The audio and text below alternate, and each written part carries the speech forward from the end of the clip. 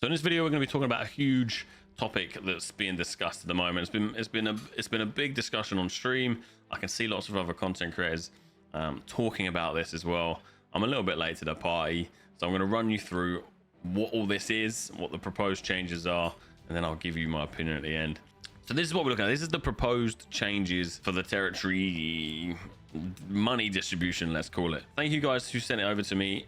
I haven't got the source of this. I don't know who's put this together, but I know that this is being shared around and lots of people are talking about it. So this is the proposed changes. Forgive me for not having a proper source. If you have it, please drop it in the comments below. Much love, and obviously thanks to whoever put these sort of calculations together. What's going to happen is, or what's the proposed change is going to happen is, the money will be split somewhat more fairly. So it's this current sort of iteration here is built on if everyone has a fully sort of decked out town, everything's completely upgraded.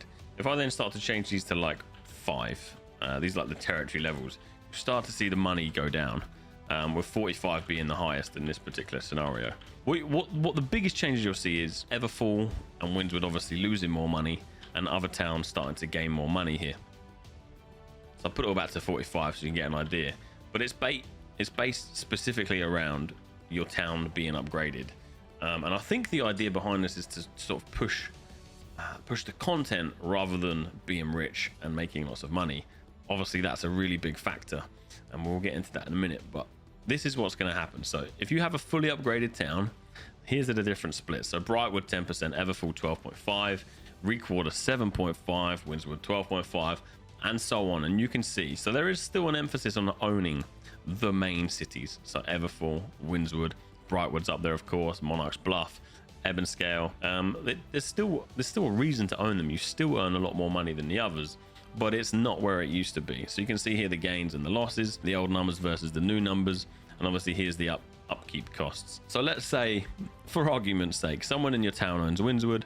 Every other town in the server is fully upgraded, but Windswood is just on its way. You can obviously see the upkeep costs go down, but obviously the take home and everything goes down as well. So it's specifically built around providing a town that's fully upgraded for the players to use.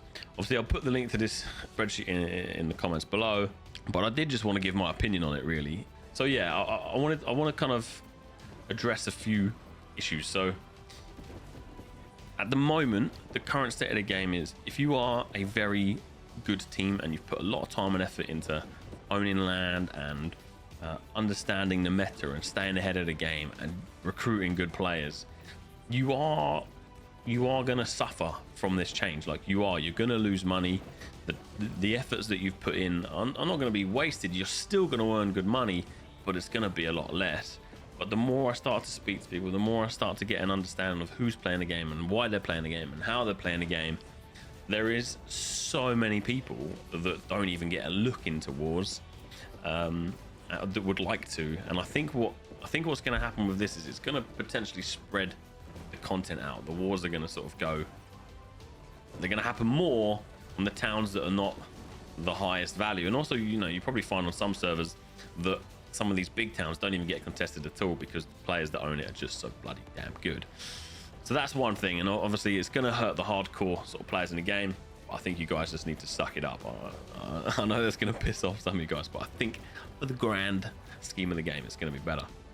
The next thing I wanted to talk about is, with these potential or proposed changes coming to the game, along with my hope of better PvP quests or better ways to declare war, with the sort of confirmed war fatigue system, what should happen is you're either going to see loads of alt accounts because people are like, fuck it, I'm buying an alt account, or you're going to start to see more companies finding sort of the courage, but maybe the courage to actually go to the wars, because it's actually quite a bit of time to organize things, and you're not just going to get war camped. You're not just going to get completely rolled over. You're going to have more of a chance to actually compete, not win maybe, but compete, and I think that's going to be good.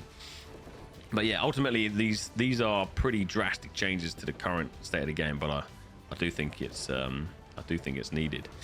I would like to hear your thoughts sort of in the comments if you can. Let's get a bit of a conversation going if you have a moment. I think this is great.